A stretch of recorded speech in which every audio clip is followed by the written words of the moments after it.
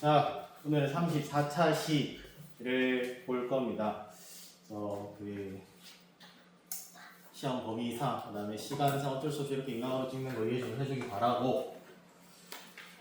빨리 넘어가야겠죠. 그래서 거의 마지막 부분이라고 보면 되겠습니다. 아까 4단원의 마지막 부분이라고 보면 되고, 먼저 지난 시간에 했던 거를 볼 건데, 1830년에 프랑스에서 총선거가 실시되고 반정파 감사자 사르스와 폴리냑은 뭐를 발표하지? 7월 칙령이었어. 7월 칙령. 7월 혁명의 배경이라고 볼 수 있겠지. 발표를 하면서 언론 탄압, 의회 해산, 선거권 제한 등을 두어서 시작됐던 혁명이 그쵸 7월 혁명이 된다라는 거죠. 많이 헷갈려하는데 2월 7월이니까 2월이 먼저겠거냐인데 2월은 18년 뒤야. 알겠지? 7월이 먼저고 그 다음에 2월 혁명이다. 1830년에 7월 혁명, 1848년에 2월 혁명입니다. 그럼 방금 또 나오지? 1848년 7월 왕정의 모순에서 발생한 무슨 혁명? 방금 얘기했다? 2월 혁명이죠.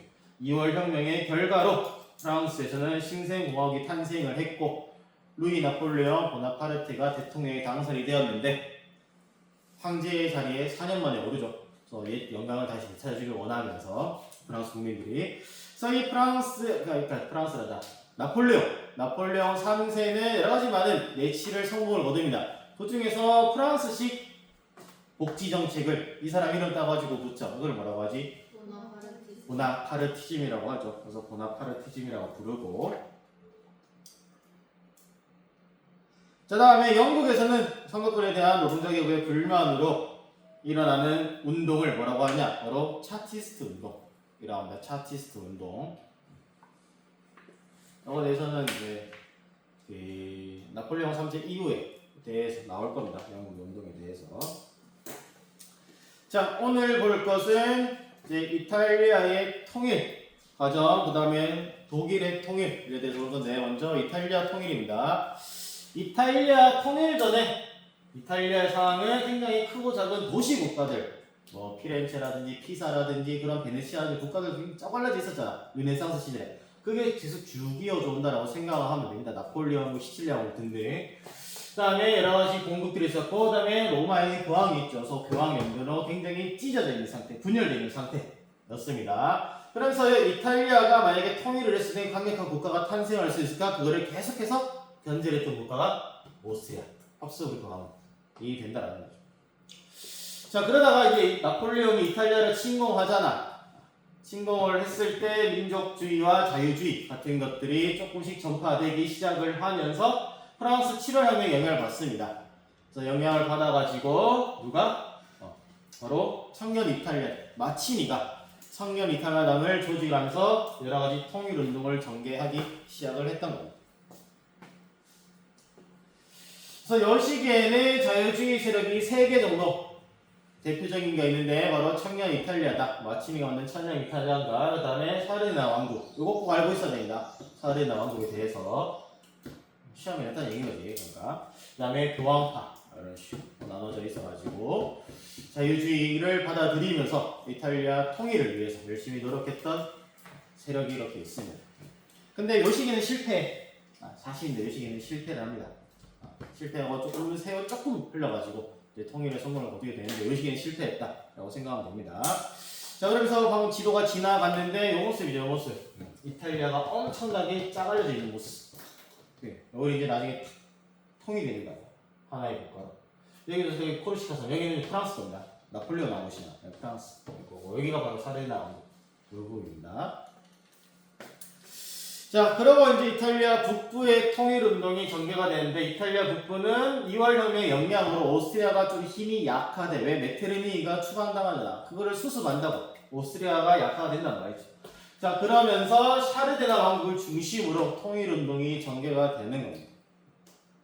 그래서 요거 굉장히 중요합니다. 요거를 알고 있어야 되고. 그래서 빅토리아 에마누엘 2세가 샤르데나 왕국의 왕이 오르게 되면서 누구? 카부르. 이 사람도 중요합니다. 이 사람도 알고 있어야 돼. 샤르데나 왕국의 재상을 알고 있어야 됩니다. 왕보다 재상을 더 알고 있어야 됩니다. 그래서 카부르가 재상으로 임명이 되면서 이탈리아 북부를 통일하려고 많이 노력합니다. 그래서 이런 식으로 이제 그 사르디아 왕국을 기리기 위한 건물이 남아 있고. 자, 그래서 카보우르가 내정 개혁을 열심히 하는 거죠. 소사르디아 세상이었던 카보우르가 산업을 육성하고 군대를 개편을 합니다. 군대를 개편하고 그 다음에 크림 전쟁에도 가담을 해. 나이팅게일 활약했던 그 전쟁 있잖아. 그 전쟁에 가담해. 왜? 영국과 프랑스로부터 지원을 받으려고. 아무래도 이탈리아가 지금 소국으로 짜갈려져 있는데 강대국의 지원을 받게 되면 훨씬 더 수월하게, 특히 어디? 오스트리아를 물리치고 통일할 수 있으니까. 그래서 크림 전쟁에 참여를 했으며 그 다음에 프랑스의 지원을 받습니다. 나폴레옹 3세. 그래서 플럼비에를 좋아하겠잖아. 왜냐면서 우리가 통일할 거니까 여수를 견제해줘 했는데 바로 1년 만에 빌랑프랑카 조약으로 배신을 하죠. 그러면서 이제 통일이 제대로 좀 잘 안 되지만은 그 오히려 이탈리아 내에서는 저거 봐라. 외부의 힘을 빌려서 뭔가 하려니까 안 되니까 우리가 뭘 해야 된다? 더욱더 힘을 발휘해야 된다. 여기서 통일의식이 더욱더 싹 튼 겁니다. 오히려. 그래서 이렇게 프랑스에 배신이 있었잖아요. 오히려 통일의식이 싹 트면서 사르디아 편을 기업을 해가지고 1860년대 빌랑프랑카 조약이 맺은 지 1년 뒤에는 이제 북동부 이탈리아가 북동부라는 그 중북부 이탈리아가 통일이 된다라는 거죠. 이 이탈리아 중북부 이탈리아를 통일했던 사람이 바로 요 카보우르라는 사람입니다. 요 사람입니다. 굉장히 뛰어난 명제사이고 꼭 알고 있어야 됩니다. 이 사람에 대해서는. 자, 그 다음에 이탈리아 남부의 상황입니다. 남부는 시칠리아 왕국, 나폴리 왕국 나눠져 있어. 나눠지는데 이거를 규합하는 엄청나게 싸움도 잘하고 유명한 사람이 등장합니다. 그 사람이 바로 가리발디입니다. 마치니가 만들어 놓은 청년 이탈리아당 출신으로서 이탈리아 통일에 대한 소망이 있던 사람입니다. 이 사람이 붉은 셔츠단이라는 의용군을 조직을 해서 이탈리아 남부로 가가지고 시칠리아라 나폴리를 점령을 합니다. 그래서 이탈리아 남부가 점령이 됐잖아. 점령되니까 뭐가 나와서 이제 북으로 가야겠죠. 북으로 올라오는 길에 길목에 있는 땅이 교황이거든요. 어디 있노? 로마의 교황이에요. 그래서 혹시나 이 가리발디가 남부를 평정한 다음에 올라오는 길에 교황과 마찰이 일어나게 되면은 이탈리아가 또 통일이 안 될 수 있잖아. 완벽한 통일. 그러니까 이 로마로 진출했던 가리발디가 걱정됐었던 사르디아 왕국이 부랴부랴 내려와가지고 가리발디를 만납니다. 야, 너 교황 만나기 전에 우리부터 먼저 만나자. 그래서 우리 둘 다 지금 뭐 생각하고 있어? 이탈리아 통일 생각하고 있지 않느냐? 라면서 막 대화를 주고받게 되는 거죠. 그래서 이 사람이 바로 가리발디. 가리발디고 붉은색 셔츠를 입었기 때문에 붉은 셔츠단을 이끄는 가리발디라고 얘기를 하고 있습니다. 그래서 여기도 요 사람 가리발디가 있고. 자, 그래서 이 중북부는 사르디아 왕국이 차지했고 남부는 가리발디가 지금 차지하고 있는 상태에서 중간점 이 교황령 여기서 마찰이 이루어질 것 같으니까 부랴부랴 사르디아 왕국에서 내려와가지고 가리발디를 만나는 사르디아 왕국의 엠마누엘 2세의 모습. 저희 붉은 셔츠를 입자 이 사람 바로 가리발디겠죠. 그래서 가리발디와 엠마누엘 2세가 만납니다. 만나가지고 이탈리아 통해서 막 대해서 얘기를 하는데 가리발디가 다 포기하는 거지. 가리발디가 충분히 의견을 낼 수도 있고 충분히 뭔가 좀 이탈리아 통일왕국의 권력을 잡을 수 있지만은 우리의 꿈은 뭐다? 이탈리아 통일이라는 거죠. 자, 그러니까 이탈리아 통일이라는 대회 앞에서 나의 욕심보다는 이탈리아를 위해서 난 뭘 하겠다? 내가 장하겠던 남부 이탈리아 전부 다 누구한테 바치겠다? 사르디아 왕국한테 바치겠다. 그래서 갖다 바친 겁니다. 어마어마한 위인이 나올 수 있죠. 어떻게 보면. 자신도 충분히 입김을 낼 수도 있고 충분히 정치 권력을 장악할 수 있는 위치에 있음에도 불구하고 이탈리아 통일이라는 대의 앞에서 다 갖다 바친 겁니다. 그래서 시칠리아 나폴리를 사르디아 왕한테 갖다 바치면서 이렇게 평화로운 모습 볼 수 있는 거죠. 자, 그러면서 어떤 왕국이 탄생하냐? 그래서 이탈리아 통일 왕국이 탄생을 하게 되었다라는 겁니다. 그래서 남부와 중북부 이탈리아가 합쳐지게 되었다라는 거죠. 그 다음에 이제 저 위쪽에 있었던 베네치아, 아직 먹지 못한 베네치아와 교황연까지 통일을 하면서 이제 이 시기에는 교황연과 베네치아가 없는데 세월이 조금 흘러서 1870년 가면은 이 베네치아와 교황연까지 통일을 하게 되면서 이탈리아가 통일왕국으로 탄생하게 된 겁니다. 자, 그래서 베네치아와 교황령을 뺀 나머지 남부와 중북부 이탈리아 사르디아 왕국 포함해서 1861년에 통일이 완성이 되었고 9년이라는 세월이 흘러서 1870년대는 완벽하게 먹었는데 한계점은 있긴 있어. 바로 요 트리엔트 지역. 먹지 못했고, 그 다음에 교황역을 통화했을 때 뭔가 교황한테 가서 우리랑 같이 할 일은 아니고 어떻게 하다 보니까 강제로 합병해버려. 그래서 교황이 좀 불만이 있는 상태에서 합병이 되게 된 한계점이 있는 겁니다. 그래서 교황의 동의 없이 교황역을 합병을 했었고, 저 위쪽에 트리엔트를 수복하지 못했고, 그 다음에 공업이나 농업적으로 좀 차이가 났대. 차이가 나면서 이탈리아 북부는 이때부터 출발해서 오늘날까지도 진짜 개잘 사는 지역이 되었고, 이탈리아 남부 지역은 농업을 중심으로 오늘날까지도 못 사는 지역이 됩니다. 이런 식의 또 차이가 있다. 그래서 요 세 가지 한계점이 있지만은 어쨌든 간에 뭐가 탄생했다? 이탈리아가 통일을 할 수 있었다라는 거예요. 그의 주역은 이제 카보르 제상, 그 다음에 가리발디였다라는 겁니다. 여기 이제 이탈리아 통일 과정의 전체 모습 읽어볼 수가 있겠죠. 요거 꼭 알고 있어야 돼. 알겠지? 요거 꼭 알고 있어야 돼. 전체 과정과 한계점까지도 꼭 알고 있어야 됩니다. 이렇게 얘기하는 이유는 다 알겠지? 무슨 말을 하는지. 이 증거로 남을 수 있기 때문에 조심스럽게 얘기를 하는 거고. 자, 다음은 독일의 통일입니다. 그래서 독일의 통일인데, 독일은 통일 전 상황 어떠냐? 엄청나게 짜갈려져 있어서 독일은 더욱더, 이탈리아보다 훨씬 더. 그래서 총 35개의 연방국가 4개의 자유시. 요건 요거. 독일에서 안 태어나면 다행이라 생각해. 다 알고 있어야 돼, 안 그랬으면. 39개. 35개의 도시와 4개의 자유시를 알고 있어야 된다는 거죠. 35개의 국가와 4개의 도시. 이걸 알고 있어야 된다는 거죠. 그래서 요걸 이제 통합을 하자라고 얘기를 하고 있었거든요. 그 중에서 누구 중심으로? 여기. 프로이센 중심으로 점점 통일해 나가기 시작을 하는데, 자, 첫 번째, 우리가 지금 너무나도 많이 쪼갈려졌으니까, 근데 한꺼번에 다 통일을 하기에는 아직 좀 정치적으로나 뭐 하니까 뭐부터 통일해보자? 경제부터 좀 통일을 해보자 라고 하면서 관세 동맹을 맺게 되는 겁니다. 그래서 독일 연맹에 들어가 있는 국가들끼리 무역을 할 때는 관세 매기지 말자라가 돼버리는 거죠. 그래서 경제적으로 통일을 우선 하고 그 다음에 나라를 합치자가 돼버리는 거예요. 그래서 오늘날로 뭐 굳이 따지면 EU라고 볼 수가 있겠지. 유럽연합.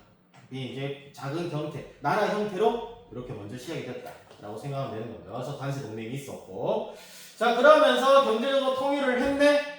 그러면 우리 정치적으로 통일할 수 있지 않을까라고 하면서 통일 논의를 했던 것이 바로 프랑크푸르트 회의가 되는 겁니다. 국민회의가 되는 거죠. 그래서 1848년과 1849년에 통일의 논의를 프랑크푸르트 국민의회 혹은 프랑크푸르트 회의라고 하는데, 여기서 엄청나게 논쟁이 막 발생해요. 무슨 논쟁이 발생하냐? 바로 합스부르크가 오스트리아를 넣을 건가 말 건가에 대해서 얘기를 하는 거예요. 원래 신성 로마 제국이었잖아요, 여기 지역이. 그래서 신성 로마 제국을 생각을 하면은 오스트리아를 포함을 해서 큰 독일을 만들어야 되는데, 근데 오스트리아의 합스부르크가 힘이 너무나도 강하니까 그러면은 누굴 주도할 수 없다? 프로이센이 주도를 할 수 없게 돼버리고, 또 합스부르크 중심으로 지난 몇백 년 동안 신성 로마 제국이 흘러왔었잖아. 역시나 합스부르크 중심으로 또 흘러갈 가능성이 있으니까 차라리 빼자라고 말한 쪽도 있었던 거예요. 그걸 이제 소독일주의, 오스트리아가 워낙 컸기 때문에 빼고 작은 독일로서 통일을 해야 된다라고 얘기를 하는 거죠. 그래서 대독일주의와 소독일주의로서 계속 싸워 거의 한 횟수로 2년, 48년, 49년 동안 싸우게 되는 거죠. 싸웠는데 결국에는 누가 승리를 얻냐? 소독일의 얘기입니다. 합스부르크 가문의 입김을 어떻게 할 수가 없는 거예요. 합스부르크 힘이 좀 약해지긴 했지만은 그래도 그 몇백 년 동안 유지되었던 황제 국가로서, 황제의 가문으로서 입김을 무시할 수 없기 때문에, 그러면 얘네가 들어오면은 얘 그냥 신성 로마 제국과 다를 바 없다 하면서 빼고 하자 하면서 이게 채택이 되었는데, 요거에 불만을 가진 사람이 등장했던 거죠.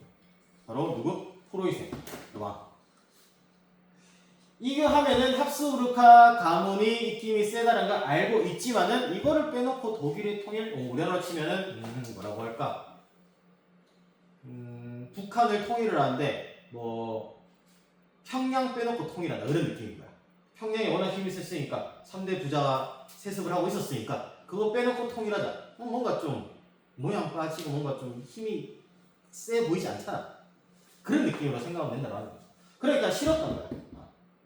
그래서 프로이센의 왕이었던 빌헬름 4세가 이 소독이주의를 거절을 하면서 결국에는 독일의 통일이 또다시 빠이빠이 된 거지.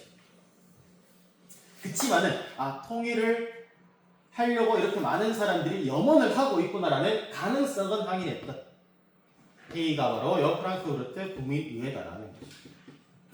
그래서 이것도 알고 있어야 됩니다. 이 부분에 대해서 알고 있어야 되고. 자, 그러면서 독일 통일이 이렇게 의회를 통해 가지고 결국에는 실패했지만은 통일에 대한 가능성을 확인했기 때문에 통일에 대해서 계속 의논을 하면서 통일 운동을 전개하기 시작하는데 그 독일 통일의 가장 1등 주역이 바로 비스마르크가 됩니다. 오토 폰 비스마르크라고 하죠. 플레이가. 그래서 프로이센의 비늘림 4세의 다음에 올라오는 비늘림 1세 왕이었고 프로이센 왕이었던 비늘림 1세가 비스마르크를 이렇게 재상으로 등용을 하게 되면서 독일 통일을 전개해 나가기 시작을 했던 겁니다. 그래서 비스마르크 하면은 요거 무조건 알고 있어야 됩니다. 바로 철렬 정책이죠. 통일이란 무기와 피로 쓰인다라는 겁니다. 그래서 무기가 철이잖아. 혈은 피혈자고. 그래서 무기와 피로 쓰인다. 한마디로 강력한 군대를 통해서만이 우리의 통일을 이룩할 수 있다라고 얘기를 하는 거예요. 이 사람이 바로 빌헬름 1세고 이 사람이 바로 비스마르크입니다. 그래서 뿔 형태의 모자를 쓴 사람, 유니콘식의 그 뿔 형태 모자를 쓴 사람은 비스마르크나라고 생각하면 됩니다. 요 시기쯤에. 자, 여기서 여기 굉장히 중요하죠. 이것도 꼭 알고 있어야 됩니다. 비스마르크의 의회 연설에 대해서.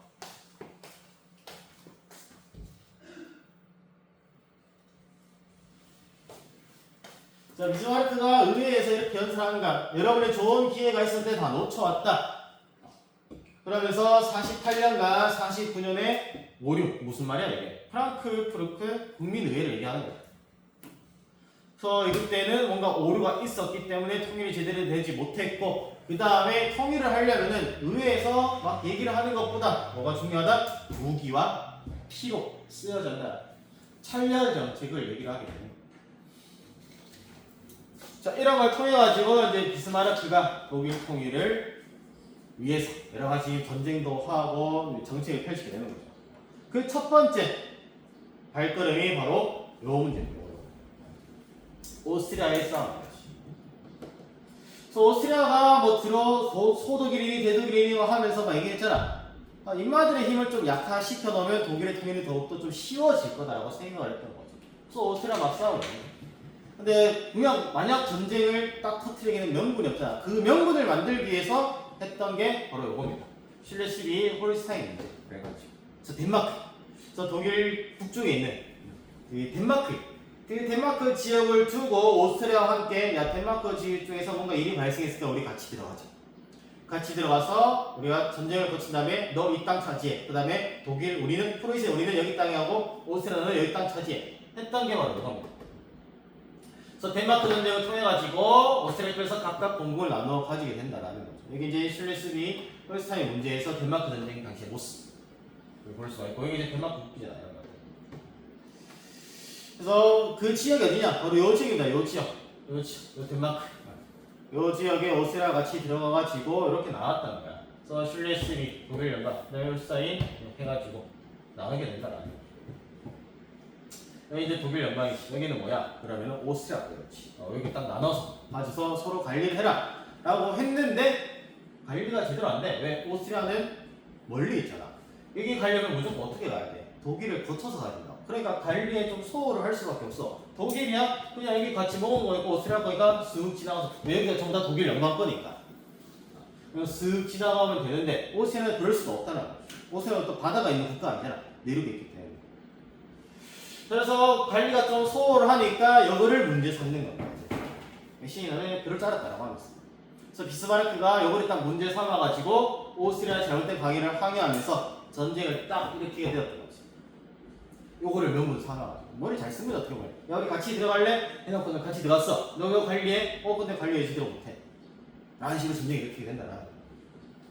그래서 딱 전쟁이 일어나는데 이 전쟁을 무슨 전쟁이라 하냐? 7주 만에 끝났다라 해서 7주 전쟁을 합니다. 그래서 크고 작은 전투가 많은데 그 중에 가장 대표적인 전투가 케니 크레치 전투라고 합니다. 그래서 케니크레츠 전투에서 프로이센이 대승을 거두게 되면서 독일 통일에 한 걸음 더 다가갔다라고 볼 수가 있는 거죠.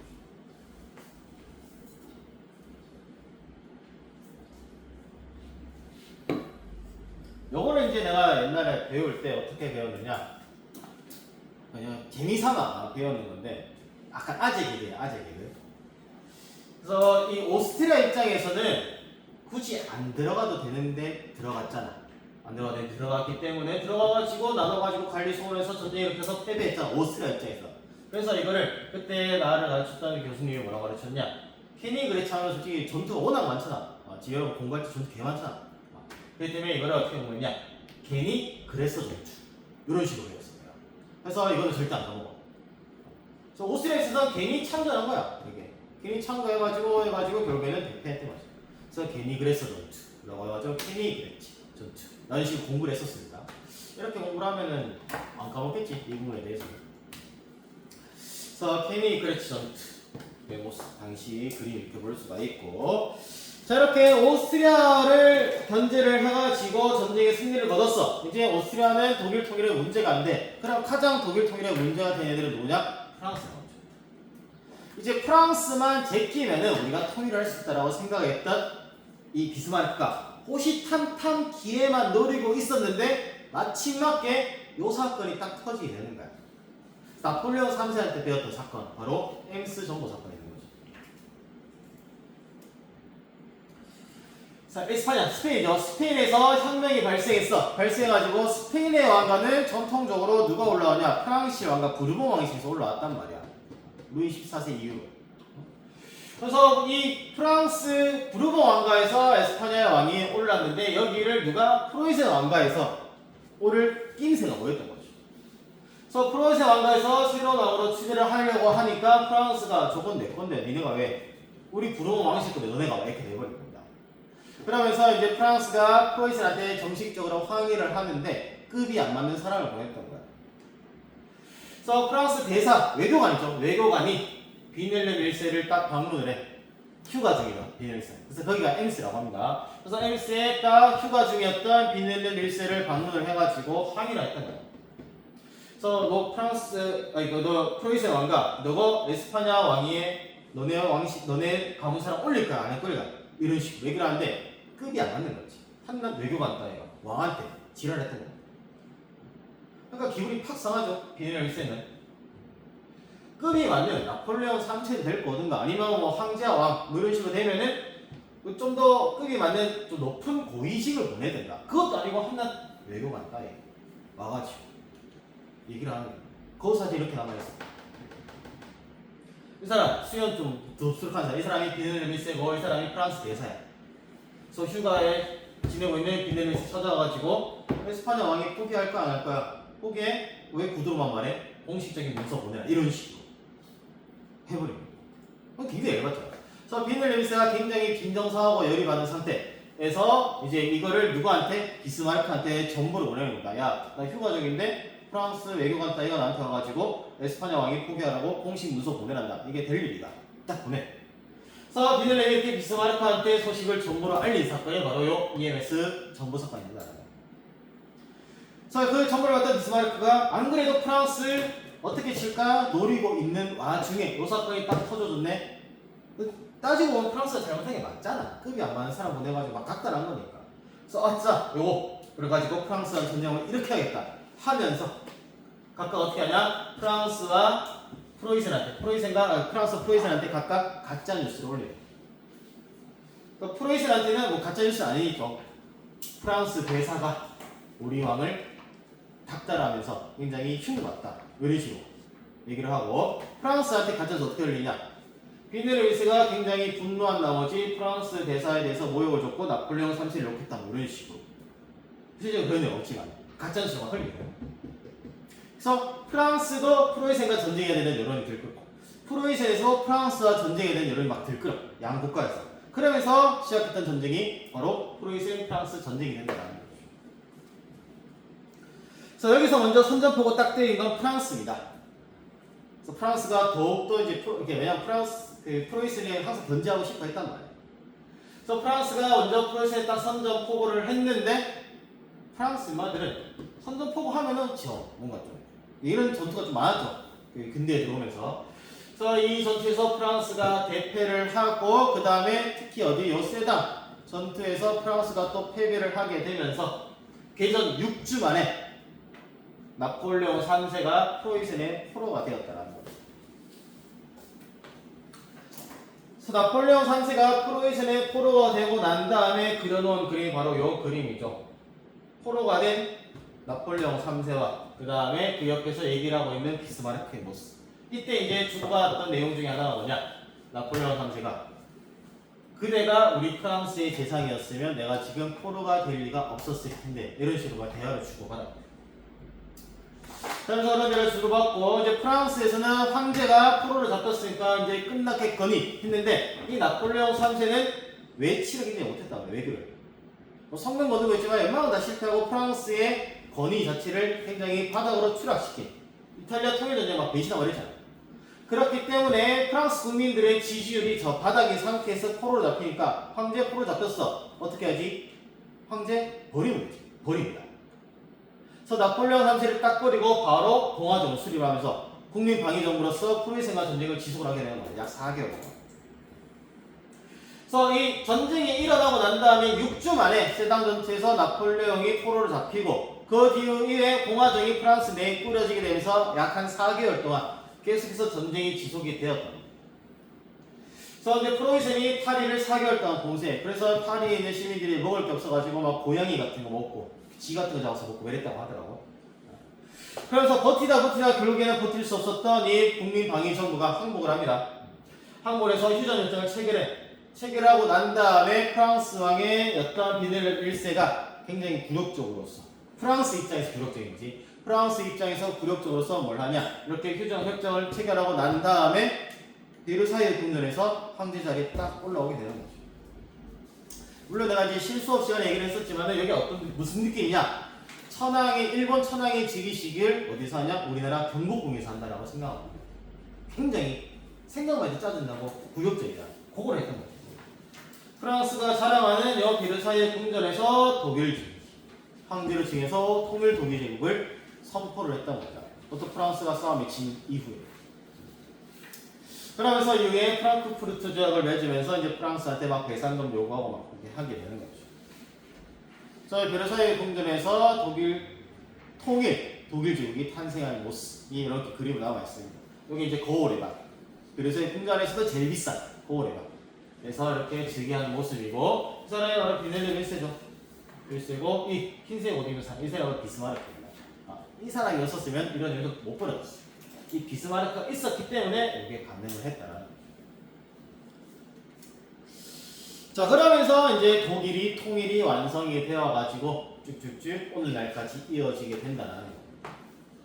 그래서 독일의 통일을 과정에 대해서 우리가 한번 봤고, 자, 다음에 뭐 교과서 상으로는 여기서 끝이긴 한데 비스마르크의 정책을 조금 더 보기 위해서 그냥 가지고 왔습니다. 그래서 비스마르크의 정책, 천년 정책 빼놓으면 말할 거 없죠, 이 사람.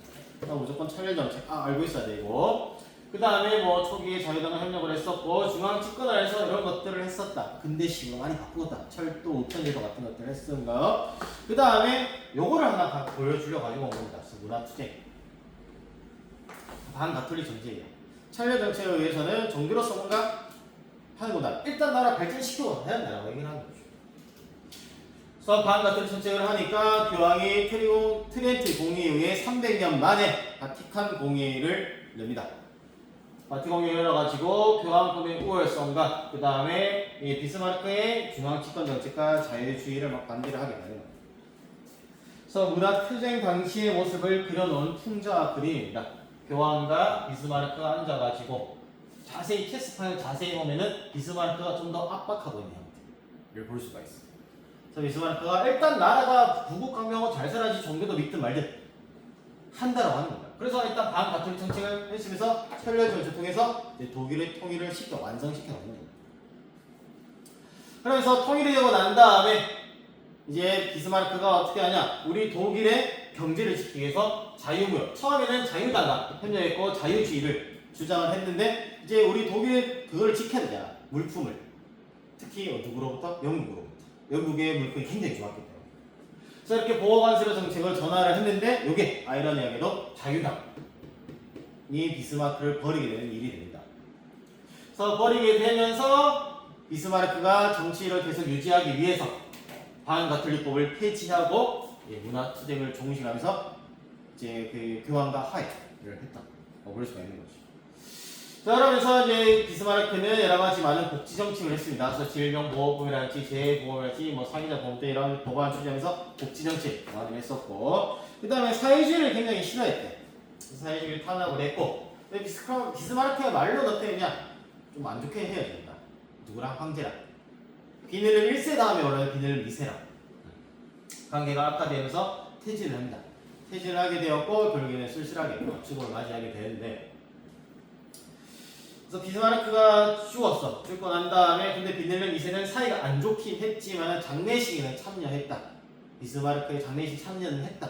라는 기록은 있긴 있습니다. 그래서 이런 정책이 있었구나 정도 비스마르크의 생애 포함해가지고 한번 보여주려고 가지고 뭐 이건 빡세게 공부할 필요 없습니다. 여러분. 그래서 비스마르크가 워낙 뛰어난 사람이기 때문에 이런 것들도 했었다라는 거 보여주기 위해서 가지고 온 거고. 자, 그 다음에 그러면은 합스부르크 가문은 뭘 하고 있었냐는 거죠. 그 대단했던 합스부르크 가문, 우리가 지금 기말고사 봄이 들어오면서 합스부르크 가문을 빼놓고 얘기한 적이 없잖아. 유럽을 사실 얘기할 때. 그럼 그 합스부르크 가문은 이탈리아 통일하고 독일 통일할 때 뭐라고 쓰냐는 거죠. 그때 이제 합스부르크 가문은 프로이센한테 깨지고 그 다음에 프랑스에서도 깨졌잖아. 자, 그러다 보니까 우리는 그러면은 북쪽에는 독일, 동쪽에 그 서쪽에는 프랑스가 있으니까 뭐로 하자? 차라리 동쪽으로 나가자. 어디로? 동쪽으로. 왜? 오스만 제국. 그러니까 오스트리아가 여기 있으면은 독일이 여기 있고 프랑스가 여기 있거든. 오스만 제국이 여기 있단 말이야. 근데 오스만 제국 힘이 지금 약해졌으니까 여기로 진출해서 어디? 헝가리와 같이 힘을 합치자. 라고 해서 오스트리아 헝가리 이중왕국을 성립을 시켜요. 살려고. 합스부르크 가문도 살려고 이렇게 하는 거죠. 근데 이 헝가리와 합치고 난 다음에 서쪽으로는 프랑스, 북쪽으로는 독일, 남쪽으로는 아까 남쪽 얘기한 남쪽으로는 또 이탈리아 있잖아. 그렇기 때문에 계속 동쪽으로 진출하다 보니까 어디랑 마찰이 생기느냐? 바로 발칸반도와 마찰이 생깁니다. 슬라브족들과 마찰이 생기는 거죠. 그러면서 이런 보스니아 헤르체고비나 문제가 발생하게 된다는 거예요. 그래서 발칸반도에서 세르비아, 로마니아, 몬테네그로 같은 지금도 존재하는 나라들이죠. 이런 나라, 발칸반도의 국가들이 특히 불가리아 같은 국가들이 자치권을 막 획득을 했던 거예요. 근데 이 보스니아 헤르체고비나 문제와 관련해가지고 발칸반도에서 러시아 영향이 증가하니까 영국과 손을 잡고 러시아를 막 견제하기 시작해.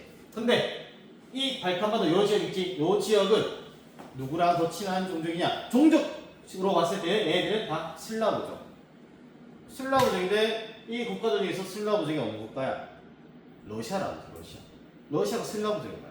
그래서 얘들은 전통적으로 친하게 지낼 수밖에 없는 민족.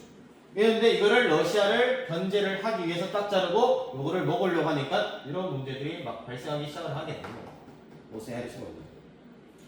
그래서 이 오스트리아 헝가리도 이만큼 장악을 하면서 여기서 딱 끊어서 러시아가 들어오는 것을 계속 막으니까 문제가 발생될 수밖에 없게 되는 거죠. 자, 그래서 이 발칸반도에서 막 문제가 발생을 하면서 뭔가 전쟁의 기운이 감도니까 비스마르크가 딱 중재를 합니다. 그래서 비스마르크 중재로 1978년에 베를린 회의라는 곳에서 중재를 딱 하기 시작을 하는 거예요. 전쟁이 막 엄청 일어날 것 같은. 그래서 영국이 원하는데 먹게 해주고 오스트리아가 여기를 먹게 해줘. 그러면서 딱 깔끔하게 정리하자 우리. 줄 건 주고 포기할 건 좀 포기하고 먹을 건 먹고 하면서 딱 회의를 끝내자 라고 하면서 베를린 회의를 통해서 오스트리아한테 이 지역을 주는데 여기를 가지고 강도에 굉장히 불만이 많았던 발칸반도에 그 당시 한 1등, 2등 국가 바로 세르비아인데 세르비아가 불만이 엄청나게 많았다. 왜? 오스트리아는 게르만족이란 말이야. 독일 게르만족, 친손 로마족이니까. 그래서 이 게르만족이 슬라브족을 지배를 하고 있는 것이 굉장히 못마땅했던 거죠. 이 슬라브족 입장에서. 자, 그런 와중에 오스만 제국이죠. 오스만 그 제국에서 청년 투구당이 혁명이 발생하면서 이를 튼다. 굉장히 어지러웠어. 발칸반도가 굉장히 어지러워진 상태. 지도를 보면은 요 지역, 오스만 지역 이렇게 있어요. 이렇게. 요 지역에 혁명이 발생하면서 뭔가 저기 신경을 못 쓰니까 오스만 헝가리 지역이 뭐냐? 이걸 다 먹는 거야. 오스만 헤르츠를 딱 먹게 되는 거죠. 점령권을 인정해준 거지 완벽하게 가지고 가라고는 아니었거든. 그게 베를린의 결과였는데 이걸 어떻게 하느냐? 아예 합병을 시켜서 이 나라를 없애버리고 오스트리아 헝가리 왕국으로 집어넣게 되는 거예요. 합병을 했던 거죠. 거기에 분노했었던 슬라브족, 특히 발칸반도 국가애들이 전쟁을 일으켰는데 이게 제1차 발칸전이 된다는 거예요. 그래서 세르비아와 발칸반도국이 분노를 일으켜서 제1차 발칸전쟁이 일어나게 되었고 그 다음에 또 제2차 발칸전쟁이 일어나게 되는데 고할 과정에서는 그 제국주의 할 때 자세히 볼 겁니다. 여러분 있었구나 정도 보면 되고 이게 나중에 발전돼가지고 어디까지 오게 되냐? 제1차 세계대전의 시작.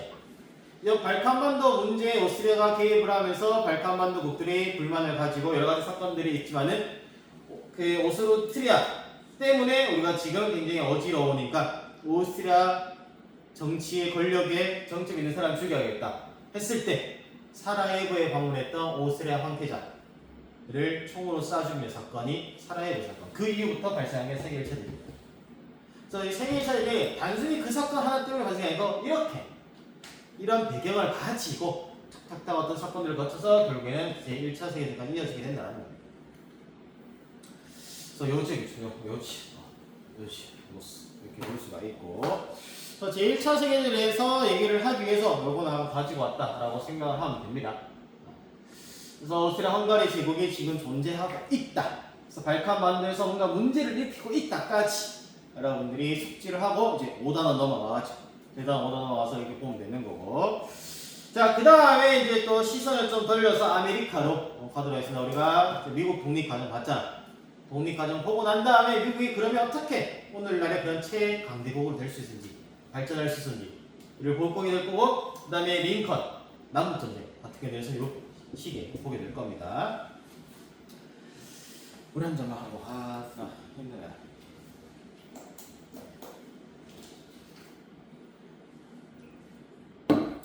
빨리 끝내줘야지. 영상 길이가 짧으니까 너네가 빨리 하겠지. 혹시 봐봐 녹화되고 있는 중에서 되고 있어요. 이까지 했는데 녹화가 안 되고 있어서 개빡치고 다시 해야겠다. 내가 욕하는 모습을 동영상에 남지 않게. 이거 많이 하셨어요. 수업할 때. 너네한테 직접적으로 한 거 같아. 자, 미국의 발전을 이제 보도록 하겠습니다. 미국의 발전. 독립 이후에 13개 식민지에서 출발해가지고 계속해서 서쪽으로 진출하기 시작해. 그래서 서부 개척을 하게 되는 거죠. 우리가 알고 있는 그 서부 영화, 알지? 카우보이 모자 딱 쓰고 뭐 선인장에서 총총 쏘는 거. 그런 게 다 요 시대 때를 배경으로 만들었다 생각하면 돼요. 그래서 독립 후에 서부 개척으로 쭉쭉쭉 서쪽으로 가다 보니까 태평양까지. 그래서 오늘날로 치면은 그 미국의 도시가 뭐가 있을까? LA 그쪽까지 진출하게 된다는 거죠. 이런 기차 도서를 통해 가지고. 그래서 인구도 많이 급증해. 유럽에서 또 많은 사람들 나 특히 금강 같은 게 발견해서 이민이 많이 오게 되었고, 그래서 산업이 발달하기 시작을 하게 되는 거예요. 그래서 영국과 끊을 수 없는 게 바로 미국이잖아. 그래서 영국으로부터 식민지 독립을 하기 위해서 영국과 싸우긴 했지만 영국과 계속 끈끈한 관계를 유지는 하고 있었단 말이야. 그러면서 영국의 산업의 영향을 받아가지고 이렇게 산업이 발달하기 시작을 했던 모습 이렇게 볼 수가 있습니다. 그러면서 공업 국가로 발전하기 시작을 했는데 이 미국의 서부 개척의 한계점이라고 해야 될까 아니면 해단이 있는 거죠. 바로 인디언들과의 싸움.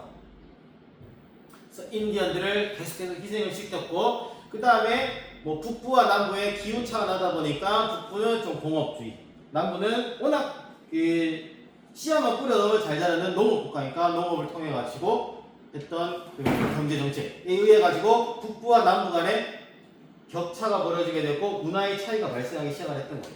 그러면서 북부와 남부 간의 싸움이 일어난 게 남북 전쟁이 된다는 겁니다. 이렇게 이제 미국의 발전해서 이제 이거는 이제 인디언들과의 뭐 싸움, 인디언들의 희생이라고 볼 수가 있고, 오늘 이제 미국의 어느 지역에 가면은 그 인디언들이 살 수 있는 공간이 있대. 그거를 지정을 해놨대. 그래서 거기는 일반인들은 출입 못하고 인디언들만 그 지역에서 살 수 있게 막 지금 조성을 해놨다고 하더라고. 그 지역이 잘못 가면 죽을 수도 있는 거지. 근데 그게 지금의 이제 현대 들어서 인권 때문에 막 그런 게 있지만은 조금 더 이게 요 시대 이후에 그다음에 현대 시대 그 사이에 한 1900년대 초반쯤 초중반쯤 되면은 그 인디언들을 어떻게 했냐 여기 살게 하면서 전시를 했어. 마치 동물원처럼. 인디언들은 여기서 이런 식으로 산다라는 식으로 전시를 했다고 하더라고. 그게 이제 인권 문제가 발생하게 되면서 지금은 거의 많이 없어지고 인디언 너머끼리 알아서 숨어서 살아라. 그래서 지역을 좀 광범위하게 설정해놓고 하고 있다라는데 그런 인디언의 패단이 언제부터 희생 같은 게 이때부터 있었다라는 거죠. 자, 그래서 이제 미국이 이제 서부로 진출을 막 하게 되는데 미국의 진출 그 서부 개척 과정은 요겁니다. 이런 식으로 나폴레옹 시대 그 정복했었던 나폴레옹 있잖아. 제1제정 나폴레옹 때 이렇게 루이지아나를 구입을 했었고 에스파니아를 구입하고 멕시코의 전쟁에서 텍사스 항탈하고 뚝뚝뚝뚝 하게 되면서 하와이 합병까지. 그래서 오늘날의 미국 이런 식으로 발전을 했구나. 이런 게 있었구나 정도 알고 있습니다. 이것도 역시 뭐 외울 필요 없고 공부할 필요도 없고. 자, 이런 식으로 발전했구나 정도 알고 있으면 되고. 자, 그러다가 이제 남부와 북부 간의 경제적 차이, 문화적 차이, 정치적 차이에서 서로 대립을 하다가 일어나게 된 전쟁이 바로 남북 전쟁이 된다는 거죠. 그래서 그 배경으로는 남부와 북부의 사회 경제적 구조의 차이가 있는 겁니다. 그래서 북부는 공장이 많아. 공장. 씨앗을 뿌린다고 잘 자라는 지대가 아니야. 좀 더 위도가 높은 지대이기 때문에. 그래서 공장이 많이 있으면서 노동력을 가지고 생산하는 공산품을 많이 생산하는 것이 북부였단 말이죠. 그래서 상공이 발달해. 자, 그렇기 때문에 노동자를 위해서 뭔가 하는 거예요. 이 사람들을 막 착취하면서 너 이래라 말해라 하는 노예제는 아니었다는 거죠. 그래서 노예제는 반대를 했었고 또 이 사람들은 상공의 발달하긴 했지만은 영국의 제품이 워낙 뛰어났기 때문에 영국의 뛰어난 제품이 싼 가격에 들어오면은 망해. 내가 그 한번 이런 설명 했지 않았나? 그 벤츠 안 했었나? 벤츠 막 얘기했었잖아. 현대차산이 벤츠산이 막 하면서 관세 뭐 오니 많이 고모. 그래서 영국의 질 좋은 상품이 싸게 들어오면 안 되니까 왜? 그러면 미국의 상공이 망할 거잖아. 그래서 무슨 무역을 주장했냐? 보호무역을 주장했고 외국에서 들어오는 질 좋은 상품들 관세를 때려가지고 비싸게 해야 된다는 거죠. 그게 바로 보호무역.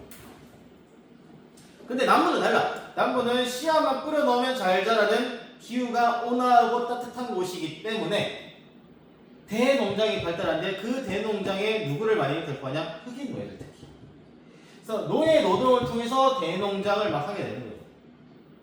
자, 그러면서 이 지역이 워낙 잘 자라는 곳이기 때문에 씨앗만 뿌려 잘 자라는 곳이기 때문에 영국의 상품, 영국의 뭐 산업에서 면허가 뭐 발달이 많이 해도 훨씬 더 이 상품이 좋은 거야. 워낙 기후가 좋은 곳이 워낙 땅이 좋았던 곳이기 때문에. 그래서 우리는 보호무역하면 오히려 손해. 영국과 싸워서도 이길 수 있다. 상품으로서. 라고 하면서 자유무역을 주장하는 거예요. 그래서 북부는 상공, 노동력을 통한 상공업을 발달하기 때문에 보호무역. 그러면서 노예제 있으나 마나니까 노예제 폐지. 북부. 그 다음에 남부는 노예 노동을 이용해서 대농장의 발달이 되었고 우리는 영국과 싸워서도 이길 수 있는 질 좋은 연화 생산할 수 있기 때문에 뭘 해야 된다? 자유롭게 무역을 해야 된다. 관세라고 하지 마라. 우리는 이길 자신 있다. 라고 하면서 노예 노동을 이동했기 때문에 노예제 찬성이 차이점이 있는 거죠. 그래서 빈칸을 이렇게 있지. 빈칸을 뭐 이런 식으로 채워넣길 바랍니다. 이것도 역시 알고 있어야 됩니다. 이번 기말과 관련해가지고 꼭 알고 있어야 돼. 그래서 북부 산업적으로 상공업, 무역적으로 보호무역, 정치는 영광주의. 정치가 내가 설명했지만 이게 들어가 있죠. 이것도 알고 있어야 되고. 이거 이제 남북 전쟁 과정 중에서 얘기를 할 겁니다. 그다음에 노예제는 반대. 남부는 대농장을 경영하면서 자유무역을 주장했었고 정치적으로는 공권주의 신경 쓰지 말라는 거죠. 우리 자유롭게 하겠다라는 거예요. 여기 들어가 있습니다. 노예제는 당연히 찬성했지. 노예 노동을 이용을 해가지고 대농장을 경영을 해야 돼요. 그래서 미국의 북부와 남부의 이런 차이점 알고 있어야 됩니다. 꼭 알고 있어야 되고. 자, 그러면서 당시 이제 서부 개척을 하고 있는 와중에 미국의 영토는 이렇다고 합니다. 파란색 부분이 북부, 빨간색 부분이 남부라 생각하면 돼. 그래서 남부가 좀 더 크고 넓죠. 대농장. 경영했기 때문이라고 할 수 있고 여기는 아직 조금씩 개척하고 있는 모습 됐었이라고 생각하면 됩니다. 자 그러면서 이제 북부와 남부 간의 대립이 발생하게 되면서 발발하기 시작했던 게 바로 남북 전쟁이 된다라는 거죠.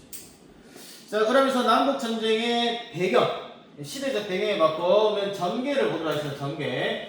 자, 링컨이 대통령으로 딱 당선이 되어 버렸네. 그래서 링컨은 노예제 반대를 얘기를 하고 그 다음에 연방제를 얘기해야 된다라고 하는 거죠.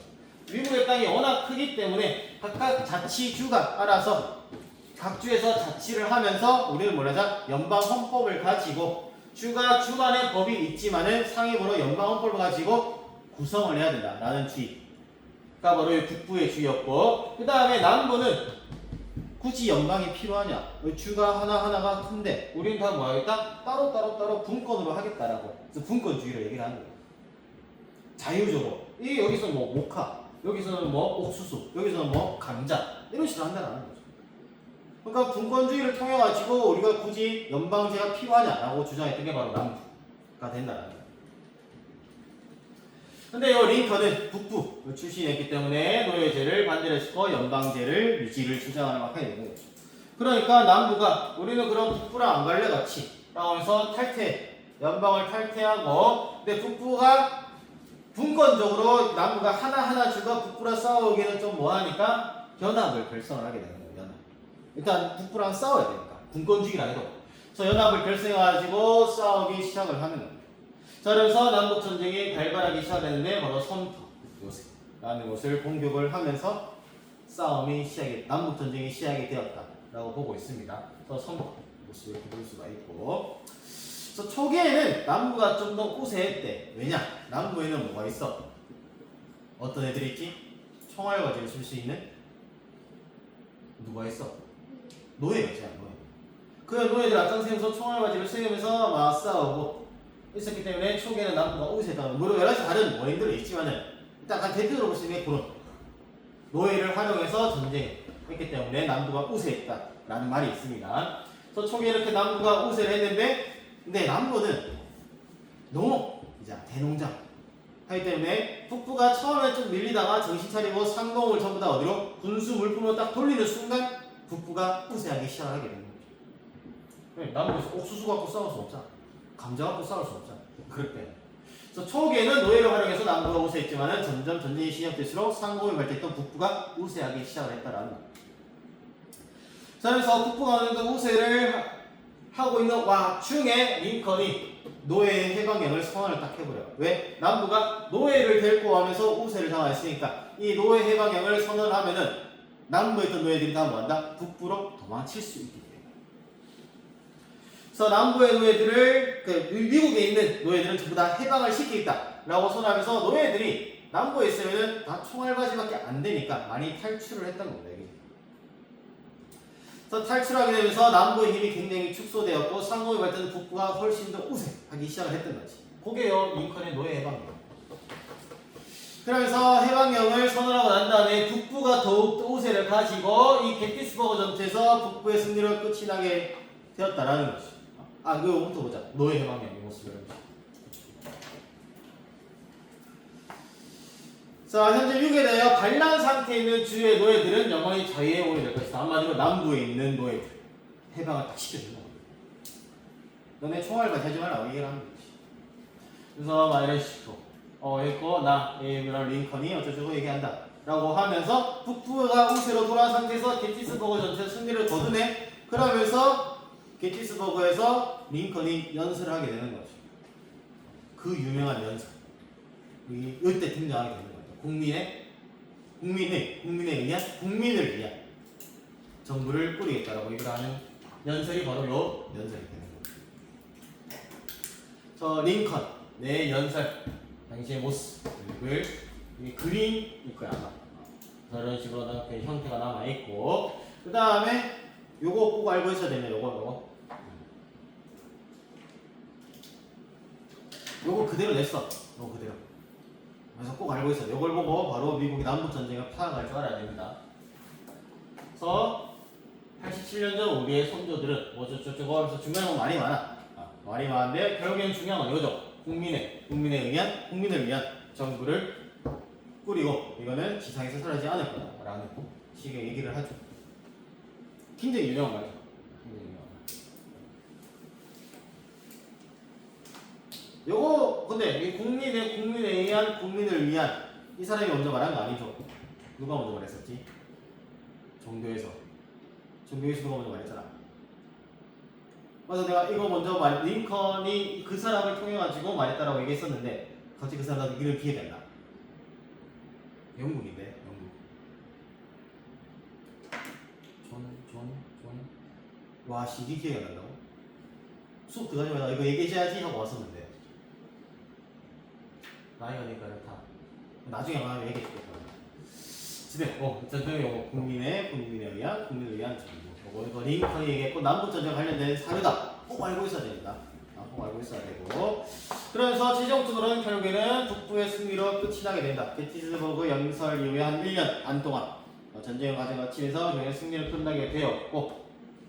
그래서 굉장히 좋은 해피가 했으면 좋겠는데 남부의 이런 거야지. 남부 정치에 대해서 굉장히 좋게 남부에 대해서 좋게 생각했었던 어떠한 청년이 링컨을 극장에서 암살해.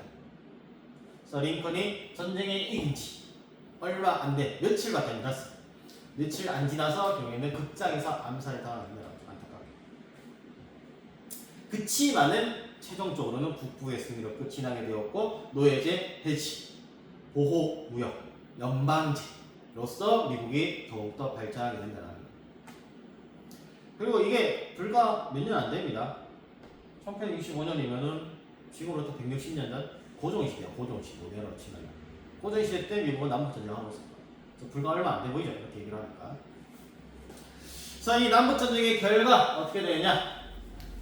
북부의 승리로 끝이 났기 때문에 노예제가 폐지가 되었고, 그래서 미국의 산업혁명이 시작을 했습니다. 그래서 보호무역 정책을 했었고 이민자가 증가를 했으며, 그 다음에 대륙횡단 철도, 서부 개척 계속해 나갔단 말이에요. 그래서 대륙횡단 철도를 많이 깔기 시작을 하면서 미국의 철도 모습, 당시 만들어 철도, 이런 식으로 막 되니까. 그러면서 철강도 발전해. 철도는 당연히 철이 들어가니까 철강 발전해갖고 카네기 같은 사람이 등장하기 시작했다. 그렇지만 한계점도 뚜렷하게 존재합니다. 인종차별, 흑인과 백인 아직까지도 있잖아. 그 다음에 빈부격차, 자본주의의 끝판왕 국가가 바로 미국이죠. 그렇기 때문에 빈부격차가 심했고 지금 엄청나게 빈부격차 심하죠. 미국에 저런 모습. 그 다음에 대기업들의 행복 분리기도 했었다. 이게 바로 미국 남북전쟁 이후의 한계점이라 볼 수가 있습니다. 자, 그러고 이제 미국을 봤으니까 미국에서 이제 시선을 아래로 내려가지고 라틴 아메리카, 바로 중남미 국가의 독립 과정에 대해서 볼 건데, 독립 이전에는 토르테실러스 조약에 의해 가지고 에스파냐와 포르투갈이 각각 식민 지배를 했었잖아. 그 시대가 쭉 연결이 계속 되어 오다가 조금씩 독립을 하기 시작을 하는 거죠. 왜? 프랑스 혁명의 영향, 자유주의와 민족주의, 혹은 자유평등 박애, 우회 같은 게 영향을 받고, 그 다음에 미국이 독립했잖아. 그런 것들이 영향을 받아서 우리도 독립할 수 있지 않을까 생각했던 라틴 아메리카, 중남미 국가들이 하나둘씩 독립하기 시작을 하는 겁니다. 그러면서 이 중남미 지역을, 브라질은 포르투갈이고 나머지 전부 다 에스파냐 장악하고 있었잖아. 그래서 이 중남미 지역에서 에스파냐의 지배력이 굉장히 강했는데 에스파냐의 힘이 굉장히 약해져. 뭐 때문에? 나폴레옹 때문에. 그래서 나폴레옹 전쟁으로 에스파냐의 힘이 굉장히 약해지. 안 나오노?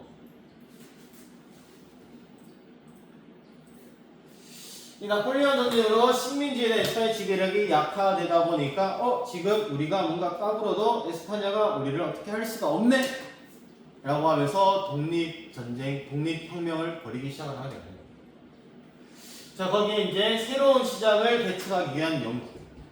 그러니까 아메리카는 아메리카에서 알아서 할게, 유럽 너거 신경 꺼라 라고 하려는 미국의 원로주의, 원로선언. 또 안 나오나? 참. 건전지가 다 됐나?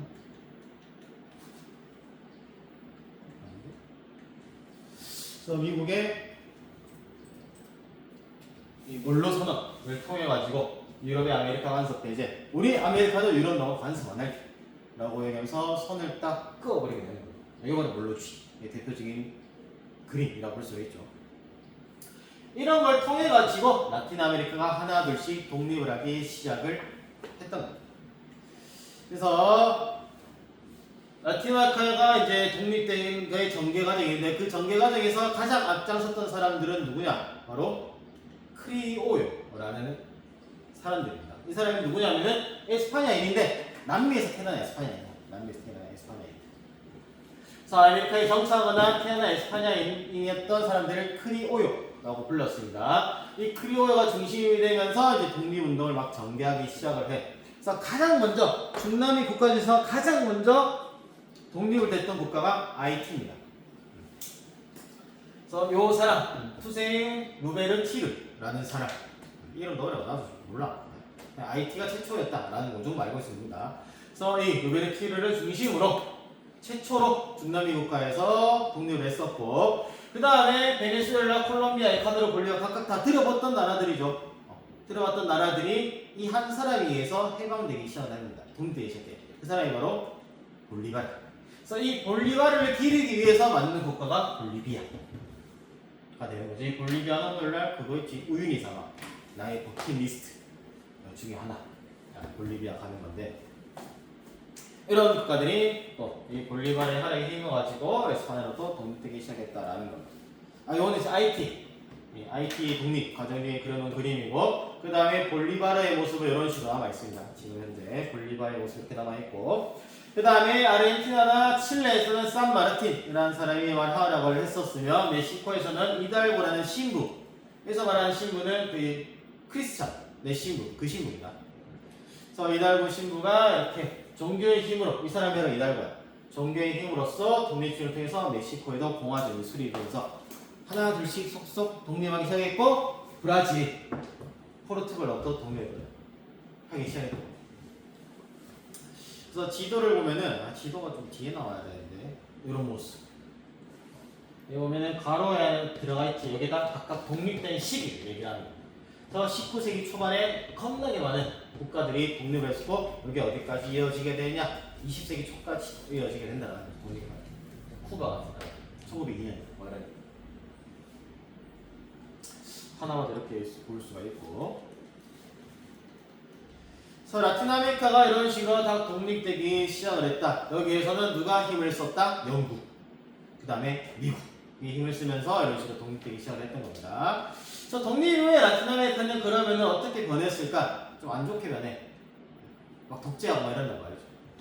그래서 민족의식이 성장을 하기는 했어. 하면서 유럽식 공화정이라든지 그 대통령이 있는 국가도 있고 그다음에 왕이 있는 국가도 있습니다. 중남미. 그래서 입헌 군주정이라든지 공화정을 수립을 하면서 우리도 근대식으로 발전할 수 있다. 우리 문명 뒤처진 애들 아니다. 그래서 문명의 우수성을 부각시키기 위해서 이런 것들을 막 받아들이면서 민족의식을 성장을 시키는데 독재자 군부가 많이 등장하죠. 베네수엘라라든지 아니면은 뭐 아르헨티나도 지금 군부 독재가 들어가 있고 크리오애들이 걸려가면서 정치로 굉장히 혼란스러운 시기가 이때 시작이 돼서 지금까지도 연결이 쭉 되고 있는 거예요. 오늘날까지도 중남미에 굉장히 좀 어렵게 사는 나라들 있잖아. 다 독재자 근무가 되게 굉장히 있었고 그 다음에 경제 기반 자체가 워낙 약해. 이 나라에는 공장이 거의 없어. 1차 산업. 그래서 공장에서 뭔가 가공하는 거는 2차 그래서 뭐 3차 이런 식으로 얘기를 하잖아. 근데 여기는 다 1차 산업이죠. 워낙 농사가 잘 되는 곳이긴 해. 그래가지고 뭐 아마존 같은 곳에서 막 뿌려놓고 그냥 수확을 하면 되고 그 다음에 소 같은 거 굉장히 잘 자라요. 그래서 아르헨티나 가면 소고기가 굉장히 싸다워. 근데 그게 다 물론 먹고 살기는 뭐 좋긴 하지만 식료품이나 이거는 1차 산업 위주기 때문에 크게 막 발전한다든가 아니면 크게 돈을 많이 벌 수 있는 구조 형태가 아니라는 거죠. 1차 산업 위주였기 때문에 나라가 제대로 성장하지 못하고 오늘날까지도 좀 최빈국들의 국가가들이 거기 많죠. 중남미 지역에 이런 좀 한계점이라든가 뭐 단점 좀 아니고 한계점이 있다라고 얘기를 할 수가 있게 되는 거예요. 그래서 독립 후에 잘 먹고 잘 살면 좋겠지만은 그게 좀 여의치 않은 곳이 바로 중남미 지역이었다. 이런 것들을 통해 가지고 이렇게 볼 수가 있고. 자, 그 다음에 이제 마지막입니다. 마지막으로 이제 러시아의 발전을 끝으로 이제 마무리할 건데, 자, 러시아는 동유럽의 절대 왕정이었죠. 동유럽은 봉건제가 아직 유지되고 있는 국가였죠.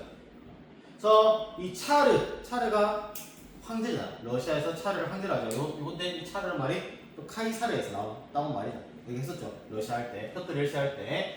그래서 차르의 독재 정치와 농노제가 꾸준히 유지되면서 요 시기 19세기 혹은 20세기까지도 러시아를 표현할 때 가장 잘 나타내주는 러시아의 전제 정치는 요 그림으로 나오게 됩니다. 황제가 누가 봐도 독재하고 있는 형태의 그림이 남아있는 거죠.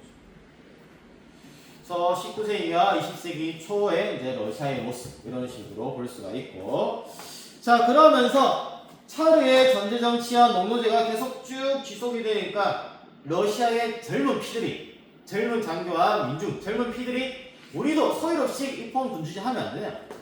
우리도 서유럽식 공화제 같은 거 하면 되냐? 이런 식으로 배우기 시작하거나 유학 같은. 그래서 서유럽의 자유주의에 영향을 받았던 일부 젊은 피들이 반란을 일으키게 되는 거죠. 그 반란을 데카브리스트의 봉기라고 합니다.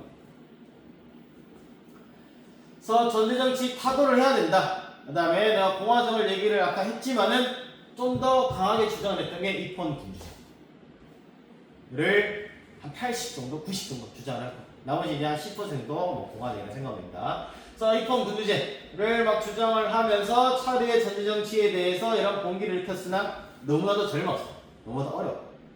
정치적 관련도 없었고 그냥 막 자기들끼리 하면 되는 줄 알았던 거지. 어떻게 보면. 그래서 안타깝게도 그게 잘 제대로 진행되지 않았기 때문에 차르한테 결국에는 공격을 받게 되면서 실패로 돌아가게 되었습니다. 그렇지만 러시아 내에서 이런 식으로 자유주의의 영향을 받기 시작을 했다. 그 출발점이 데카브리스의 봉기다라는 거 알고 있으면 된다라는 거죠. 그래서 데카브리스의 봉기 당시의 모습을 그려놓은 그림이고 요 뒤에 보면 요게 뭐냐? 바로 크렘린궁입니다. 오늘날 푸틴 성님 되신 거죠. 이렇게 볼 수가 있고.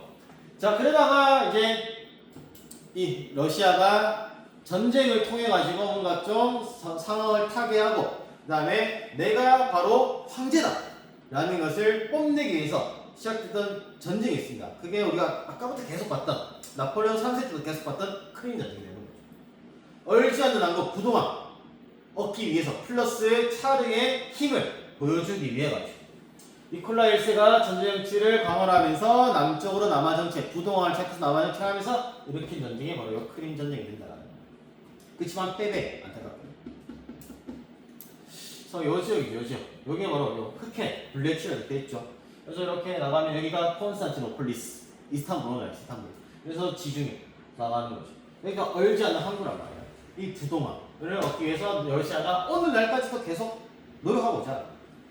우크라이나가 이만큼 지금 차지하고 있는데 그 우크라이나 먹음으로써 차지함으로써 여기를 차지하려고 지금 전쟁하고 있는 게 러시아 우크라이나 전쟁이 되는 거예요. 그게 좀 빨리 끝내야 될 텐데 전쟁이 너무 오랫동안 지속되겠죠. 벌써 일어난 지 한 3, 4년 가까이 되는 걸로 알고 있는데 좀 빨리 끝났으면 좋겠지. 자, 그러면서 이제 크림 전쟁에서는 결국에는 러시아가 패배를 합니다. 그러면서 이제 그 다음에 올라오는 왕이었던 알렉산드르 2세는 여러 가지 막 개혁. 그런데 결론 먼저 얘기하면 실패합니다. 실패. 그래서 농노해방형, 농노제에 불만을 가진 러시아 국민들이 많았기 때문에 알았어. 그럼 내가 농노해방해줄게 하면서 농노해방형을 얘기를 합니다. 이렇게 농노해방형 당시의 모습을 그려놓은 그림을 합니다. 그래서 농노해방형을 선포하고 토지를 지급하면서 너네가 이제 그 토지를 통해서 세금 낼 거 내고 우리가 뭔가 좀 큰 대신으로 바꿔보자 라고 했는데 그게 제대로 없어. 말만 할 뿐 실질적인 혜택이 아무것도 없었던 겁니다. 그래서 뭔가 제대로 시행되지 않고 백성들이 국민들이 불만이 많고 그다음에 뭐 지방의회설리 국민 개명제 정도 있었다는 거 알고 있는데 중요한 건 이겁니다. 농노해방형. 농노해방을 통해 가지고 뭔가 컨디션을 바꾸려고 했었으나 실질적으로 혜택이 없었기 때문에 전체적인 내정 개혁은 실패했다라고 보게 되고 여기에 불만을 가졌던 농민들이 민중들과 농민들이 그 계몽 사상을 통해 가지고 농민들을 계몽시켜줘야겠다 생각했던 지식인들의 운동이 있는 겁니다. 그게 바로 후나로드 운동이 된다는 거죠. 요거는 여러분 현대사 할 때 배웠습니다. 여기 출발점, 처음 출발이라는 게 러시아다. 그래서 민중수호로라고 해서 이런 계속된 차르들의 전제정치에 실망을 했었던 지식인들이 민중 계몽 운동을 전개를 하면서 민중 속으로 들어가서 여러 가지 많은 계몽 사상과 많은 지식을 가르쳐 주는 겁니다. 가르쳐 줬는데 근데 생각보다 효과가 없어. 농민들은 이게 중요하지 않거든. 내가 뭔가 지식을 배우는 게 중요하지 않아. 먹고 사는 게 중요하단 말이에요. 그래서 이런 분할한 운동은 제대로 실효성을 발휘하지 못했고 이에 실망한 지식인들이 점점 뭐로 변하기 시작한다? 테러리즘으로 전환되기 시작을 했던 겁니다. 그래서 막 테러 같은 거 막 일으켜. 이 테러리즘으로 전환해서 테러 같은 거 일으킬 때 어떻게 되냐? 바로 알렉산더 2세가 암살당하게 된다. 그래서 현실에 실망했던 지식인들이 테러리즘을 전해냈고 거기서 더욱더 극단적으로 가는 사람들이 아나키스트가 되는 겁니다. 아나키스트란 말은 무정부주의자들, 아나키스트라고 합니다. 그래서 이 무정부주의자들이 테러리즘에서 더 발전돼가지고 정부가 뭐 필요하냐라고 주장했던 사람들, 아나키스트들이 이제 차르를 죽이기까지 하는 거예요. 그래서 이 차르가 죽게 된 배경은 바로 이겁니다. 베를린 회의. 아까도 봤던 그 베를린 그겁니다. 베를린 미스마르크의 중재에 가지고 했던 거죠. 발칸반도 고지역. 그 발칸반도 지역에서 러시아가 막 개입을 하는데 오스트리아, 헝가리 이주 왕국이 막 성껏 됐잖아. 거기에서 영국은 키프로스 먹고 그 다음에 오스트리아, 헝가리 이주 왕국은 보스니아 헤르츠고비나를 얻었잖아. 근데 러시아를 견제하기 위해서 그거를 중재하고자 회의가 이루어졌는데 거기에 당사자들 러시아는 아무도 없는 게 없다. 그러니까 더욱더 차르의 정치에 대해서 러시아 국민들이 불만이 많았던 거죠. 차라리 전쟁할 거면 시원하게 전쟁을 해가지고 오스트리아, 헝가리 이주 왕국 몰아내고 발칸반도를 차지하든가. 그것도 아니야.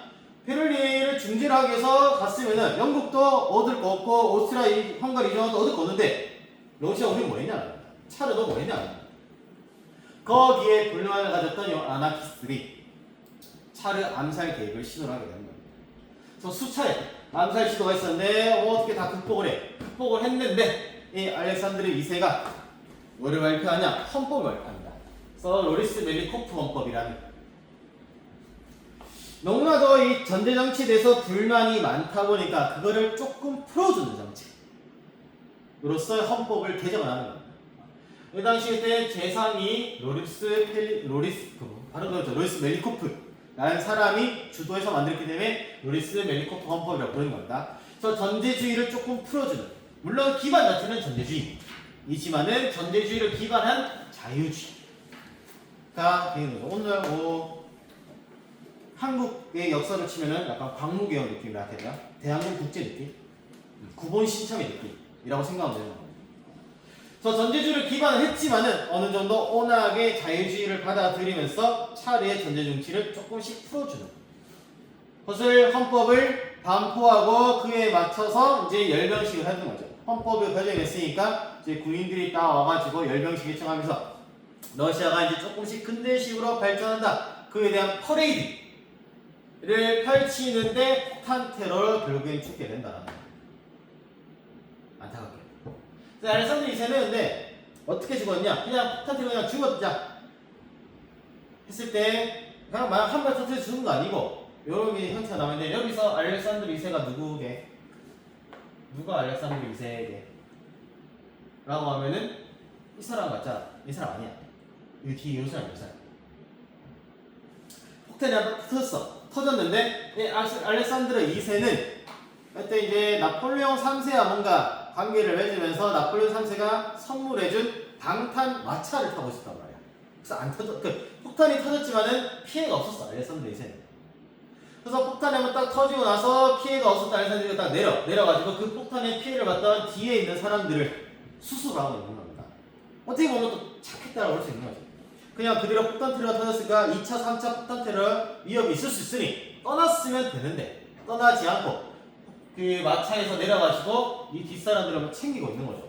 그 모습을 본 아나키스트들이 또 폭탄을 딱 던져가지고 알렉산더 2세를 죽이는 거예요. 죽였을 때 뭐 바로 죽진 않아. 이게 자세한 내용을 내가 또 살펴보니까 다리가 두 쪽 다 잘리고 폭탄에 의해서 팔이 한쪽 잘리고 숨이 걸떡걸떡 넘어가고 있는 와중에 궁전으로 가가지고 궁전에서 9시간 있다가 죽었다고 합니다. 굉장히 고통 속에 있다가 죽게 된다는 거예요. 알렉산더 2세. 그래서 좀 안타까운 거죠. 어떻게 보면은 근대식으로 바꿔나가고 있었잖아. 전제주의를 기반하게 했지만 거기에 자유주의 이제 한 스푼 넣으면서 조금씩 풀어가고 있는데 요 아나키스트들이 폭탄테를 했다는 거예요. 그래서 이 전제정치를 기반해서 자유주의를 하려고 했었던 이 알렉산드로 2세가 죽었어. 죽고 난 다음에는 이제 차례의 전제정치는 없어지겠거니 라고 생각을 했었던 아나키스트가는 발행과는 다르게 어떻게 하냐? 오히려 러시아 국민들은 충격을 이게 조금씩 풀어내서 보고 있는 이 알렉산드로 2세 왜 죽였냐는 거죠. 왜? 그래서 이 러시아 국민들은 오히려 누구를 탄압하냐? 자유주의자를 더욱 탄압하고 무정부주의자를 막 탄압을 해. 차르에 대해서 불만이 있었지만 조금씩 풀어나가고 있는 와중에 죽었기 때문에 오히려 더 반동이 된다는 거죠. 그래서 자유주의자들이 더욱더 탄압을 하기 시작을 했었고 그 뒤에 올라오는 알렉산드로 3세는 여기에 힘을 얻어가지고 전제정치를 더욱더 강화하게 됩니다. 뭐를 폐지하고 전제정치를 기반한 자유주의 로리스 멜리포 공법을 폐지하는 거예요. 왜? 여기는 자유주의가 한 스푼 들어가 있으니까 폐지를 하게 되는 거죠. 그래서 국민들은 지금 오히려 자유주의를 탄압하고 우정부주의를 탄압하고 있으니까 전제정치를 더욱더 강화할 수 있는 사건이 된다는 거죠. 좀 안타까운 거지. 그냥 계속 살아 있었으면은 러시아가 조금 더 자유주의를 받아들이면서 오늘날과 다른 형태로 남아 있을 수도 있었을 텐데 여기 이제 폭탄 테러 때문에 결국에는 이렇게 전제 정치가 오히려 더 강화되는 상태가 된다라는 거죠. 그러면서 알렉산드로 3세는 전제 정치를 더욱더 강화하면서 이런 것들을 많이 했었습니다. 시베리아 횡단 열차를 부설하고 이렇게 도시 노동자 증가를 했으며. 그래서 마르크스주의의 사회민주당을 사회주의를 받으면서 사회민주당이 조직이 되었고, 그러면서 등장했던 사람이 여기 이제 레닌인데, 레닌 보기 전에 시베리아 횡단 열차와 관련해가지고, 이건 이제 수업할 때 봤을 때 보여줬을 텐데, 내가 시베리아 횡단 탔을 때, 그런 형태의 모습, 꼬리카 탔을 때 모습, 사진을 담아두기 위해서 가지고 왔는데, 인강으로 팔 줄 알았으면 다 지울 걸, 라는 생각이 드네. 빨리 넘기고 그 다음에 이 사회주의를 받아들임으로써 누가 두각을 나타내기 시작했냐? 바로 레닌. 그래서 레닌이 이때부터 조금씩 정치적으로 성장을 하기 시작을 하면서 제1차 세계대전 도중에 붉은 혁명으로서 러시아 혁명을 딱 발상하게 되는 거죠. 여기 이제 러시아의 발전 과정 이 모습. 그래서 뭔가 좀 자유주의 한 스푼 넣으면서 근대식으로 넣으려고 발전을 했는데 오히려 전제 정치가 강화된 모습 볼 수가 있습니다. 자, 그 다음에 러시아 발전까지 보고 마지막인 줄 알았는데 문화가 있어요. 문화는 빨리 넘어갈게. 오늘 넘어가서 키리 부인의 라둔 발견이라든가 아니면 레트피넥스서 발견. 자, 키리 부인. 여기서 좀 빨리 넘어가려 했는데 이거 설명 안 하고 넘어갈 수가 없네. 키리 부인이 왜 키리 부인이야? 이 사람 원래 이름이 뭐야? 원래 말이야. 말이 먼저 땡땡땡인데 근데 왜 키리부라는 명칭 붙였을까? 남편이 키리라서. 남편의 성을 따는 게 그 서구 이름 짓는 방법입니다. 그래서 키리 부인을 하는 거예요. 그래서 이 사람의 이름 지금 이런 상태라는 거죠. 그래서 이 사람 이름을 찾아주기를 해야지 키리 부인이라 부르지 않고. 거기서 이제 내가 좀 인강에 가서 놀라야 될 것 같긴 한데 그냥 우리 수업만 하고 한다 생각하면은 또 여학교니까 하는 말인데 그럼 페미니즘 애들은 뭐 하고 있는 거야? 이 사람이 이렇게 해줘야 되잖아. 남편의 성을 따가지고 키리 부인을 알려주면 안 된다라는 거지. 말이 부인이라는 거. 아니면 이 사람 풀네임을 써야 된다라는 거.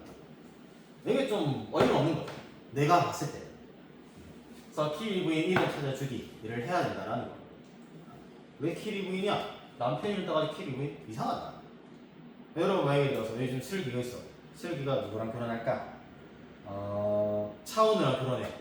슬기가 보면 굉장히 좋은 뭔가 발견해, 과학적으로. 근데 슬기란 이름 없는 거야. 은우 부인. 그럼 좋은 건가? 좋아하는데? 이상하긴 하네. 오케이. 그럴 수 있다.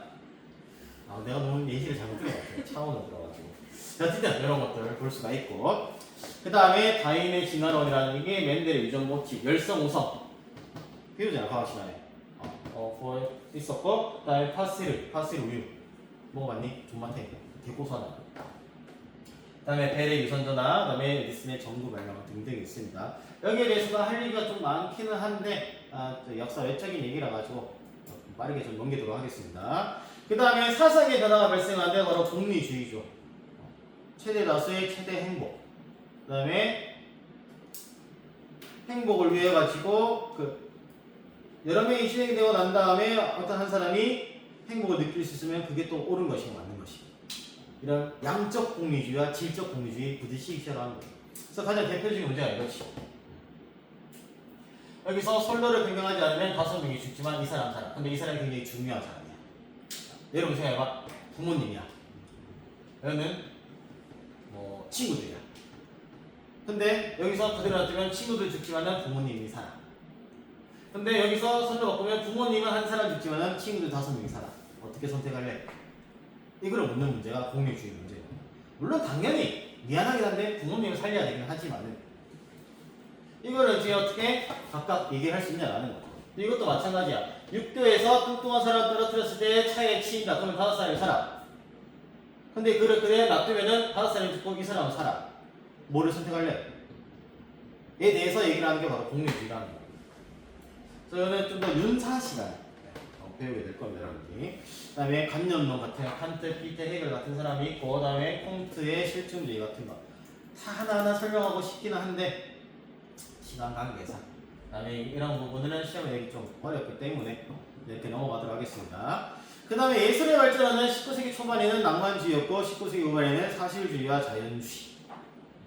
이렇게 볼 수가 있고, 뭐 이런 사람들 한 번씩 다 들어봤을 겁니다. 쇼팽은 다 들어봤겠지, 이것도. 평 시내에도 다 들어봤을 거 아니야. 그래서 딜라크루아, 우리 7월여행 할 때 이 민족을 이끄는 여신을 그린 사람이 이 사람입니다. 그 다음에 딜라크루아의 또 대표적인 작품이 이런 작품들이 있습니다. 이런 작품들이 있고, 낭만주의의 모습, 형태를 볼 수가 있고, 그 다음에 19세기 후반에는 사실주의와 자연주의입니다. 그래서 이런 사람들, 에밀 졸라라든가 밀레, 모네고 한 번씩 또 다 들어갔던 사람이죠. 프루스트라든지. 그래서 밀레의 만족, 그림 이런 볼 수가 있고, 그 다음에 모네의 수련 면목, 그 다음에 고야. 고야의 모습. 이건 뭐야? 프랑스 나폴레옹 군대가 스페인 쳐들어갔을 때 학살하는 모습. 왜 그러는 그림이야? 프란시스코 고야의 그림 이렇게 볼 수가 있고, 그 다음에 고흐의 대립이 나는 밤에 모습 이렇게 볼 수가 있습니다. 그래서 이런 것들이 사실주의고 자연주의 형태구나라는 것 볼 수 있다라는 거죠. 자, 그래서 이탈리아 독일 통일과 미국의 발전, 러시아 발전, 그 다음에 19세기 문학까지 한 트랙에 한번 싹 봐서 가지고 이제 인강으로 들을 친구들은 인강으로 들으면서 공부를 하고, 그 다음에 이제 수요일 날도 이렇게 또 찍을 겁니다. 좀 빨리 나가야지